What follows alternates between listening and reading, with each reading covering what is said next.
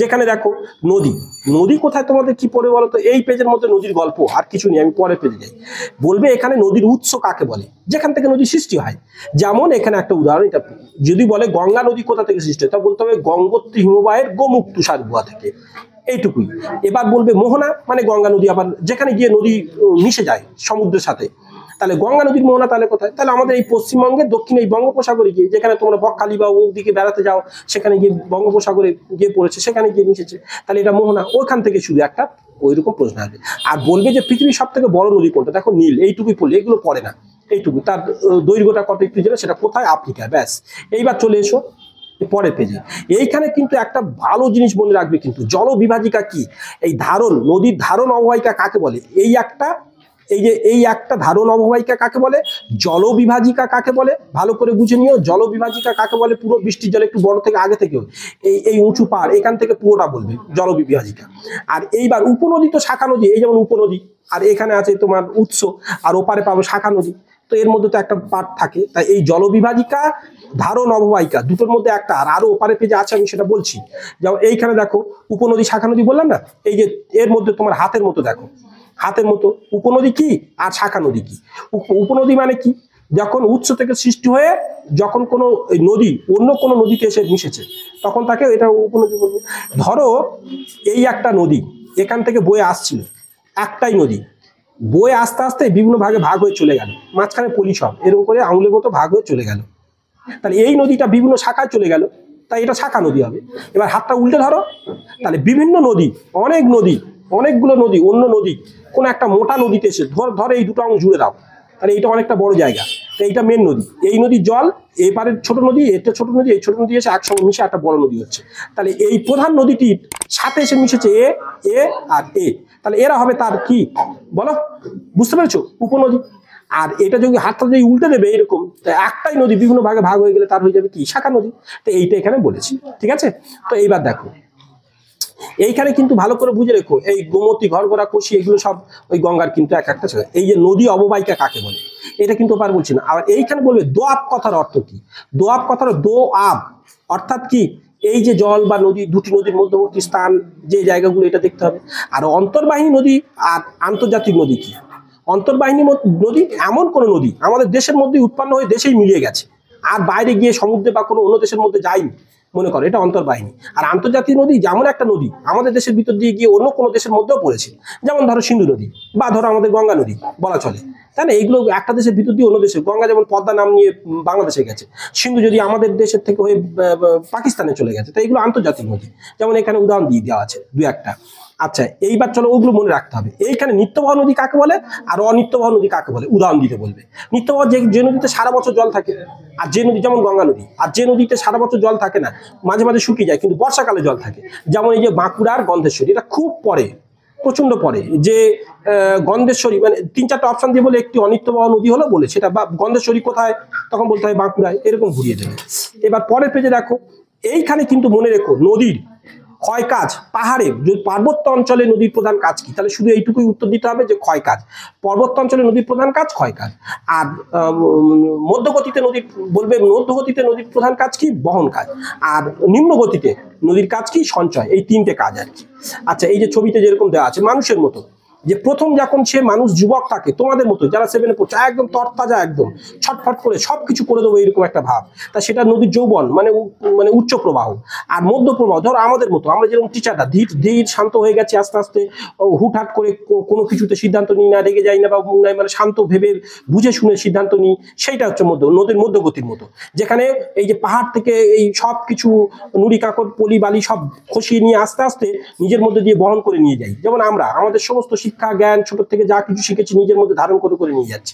আর বৃদ্ধ বয়সে এসে যখন আমরা এই চলতে পারছি না যেমন, তেমন সেই নদীটি বৃদ্ধ বয়সে এসে চারিদিকে কি হয়ে যায়, ভাগ হয়ে যায়। তো এই তিনটে মানে বয়সের সঙ্গে তুলনা করা হয়েছে, কিন্তু এগুলো পড়ার মতো নয়, এটা জাস্ট আমি তোমাদের একটু মনে করে বোঝালাম এটা কোন কিরকম কম্পেয়ারনেস।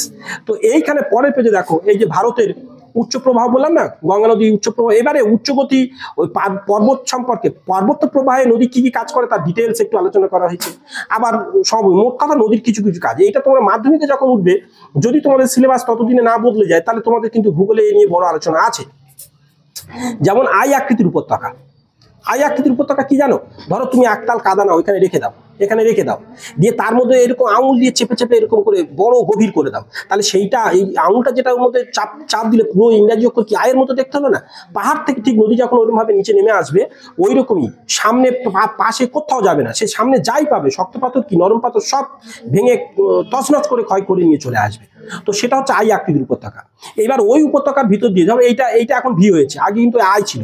ওই উপত্যকার ভিতর দিয়ে পাশ থেকে এই পাহাড় খসে খসে এসে পড়বে, এপার থেকে এইগুলো খসে খসে এসে পড়বে, পড়তে পড়তে এই গভীরটা ভেঙে অনেকটা এই ঢালুর মতো হয়ে গেছে, দেখো ভির মতো, এই কাঁটার মতো, দেখো। তাই আই আকৃতির উপত্যকা ভেঙে গিয়ে কি হয়ে যায়? ভি আকৃতির উপত্যকা হয়ে যায়। এই যে আর সেই গিরিখাত একই, কিন্তু পাহাড়ে ওই আই আকৃতির উপত্যকা কি গিরিখাত বলবে, সেটা যদি পাশ থেকে কোনো উপনদী বা বৃষ্টির জলে এসে মেশে সেটা হয়ে যাবে ভি আকৃতি। আর এই গিরিখাত বা আই আকৃতির উপত্যকা যদি কোনো শুষ্ক অঞ্চলে, তার মানে মরুভূমির ভিতর দিয়ে বয়ে যায়, তখন তাকে ক্যানিয়ন বলে। একই জিনিস কিন্তু গিরিখাত বা আই আকৃতির উপত্যকা, সেটা কিন্তু যখন মরুভূমির ভিতর দিয়ে যাবে শুষ্ক অঞ্চলের ভিতর, তখন ওদের ওখানকার ভাষায় তাকে ক্যানিয়ন বলে। এটা কিন্তু একই কথা, মনে রাখবে। আর এইখানে জলপ্রপাত কাকে বলে আলাদা পড়ে। আচ্ছা, এইখানে আলাদা কিন্তু ওটা প্রশ্ন পড়বে, মিয়েন্ডার কি আলাদা করে প্রশ্ন পড়বে। আর এইখানে পড়বে অশ্বক্ষুরাকৃত হ্রদ, এটা একদম ছিল না কিন্তু, চিত্র সহ পড়ে, এই ছবি আঁকা সহ কিন্তু অশ্বক্ষুরাকৃতির হ্রদটা কি করে তৈরি হয়েছে একটু বলে নি, এটা তো মুখস্থ করে লিখবে। এইখান থেকে নদীর জল এর গায়ে ধাক্কা মারলো, এই যে সাদা জায়গা এখানে, তো এখানে ধাক্কা মেরে তো এপারে যেতে পারছে না, শক্ত, ওখান থেকে এসে এর গায়ে ধাক্কা মারলো এই জায়গাটায়, ওখান থেকে এসে এই জায়গাটা ধাক্কা মারলো, ওখান থেকে গিয়ে আবার এই জায়গাটা ধাক্কা মারলো, ও গিয়ে আবার এই জায়গাটা ধাক্কা মারলো, এইরকম করে বেঁকে বেঁকে যাবে। তা বারবার চলতে চলতে এই জায়গাটা আরো বাড়তে থাকবে, এইটা এসে এরকম এর গায়ে ধাক্কা মারতে মারতে এই জায়গাটা বাড়তে থাকবে, এইভাবে এটা আবার বাড়তে থাকবে, এটাও আবার এরকম বাড়তে থাকবে, সোজা হতে থাকবে। এইবার ধীরে ধীরে একটা সময় এরকম জুড়ে যাবে, গিয়ে এই নদীটা সোজা পথে বয়ে যাবে। যেমন এইটা প্রথমে কিন্তু এরকম করে গিয়ে গিয়ে এইরকম করে আসছিল, এরকম করে এসে এখান থেকে গিয়ে এরকম করে বেরিয়ে যাচ্ছিল, পরে কিন্তু বারবার এই জায়গাটা ধাক্কা লাগতে লাগতে ওপার থেকে এসে এই জলের স্রোতগুলোর এই অ্যাঙ্গেলগুলো বোঝালাম। আচ্ছা, এই কোন অ্যাঙ্গেলে এসে ধাক্কা মারে, এরকম ধাক্কা মারতে মারতে একটা সময় এরা এই সোজা বয়ে গেছে, বাকি এইটা কিন্তু হ্রদ হয়ে পড়ে রয়েছে। এর সাথে আর এই নদীটার কোনো সম্পর্ক নেই, এইখানে লেকের মতো হয়ে আছে, যেমন আমাদের কলকাতা ঢাকুরিয়া লেক এইভাবেই সৃষ্টি হয়েছে। কিন্তু বুঝতে পারছো, এটা হচ্ছে অশ্বক্ষুরাকৃতি হ্রদের মতো এই একটা, এটা কিন্তু খুব পরে তোমাদের মনে রেখো। আচ্ছা, এইবার দেখো এইখানে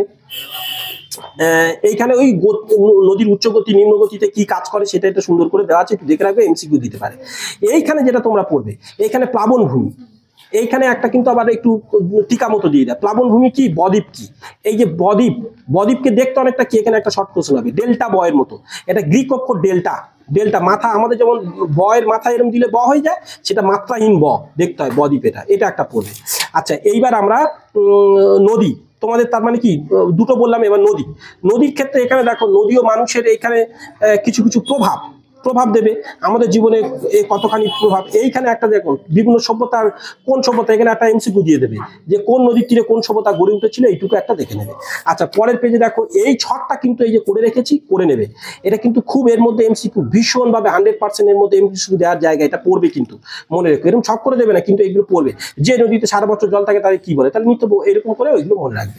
আচ্ছা, এইবার চলে এসো তোমাদের তাহলে শিলা ও মাটি পরের চ্যাপ্টারে আসি। এইখানে দেখো, এইখানে আগ্নেয়শিলা মানে উদাহরণগুলো জেনে রাখো, পরীক্ষা এমসিকিউ মতো দেবে।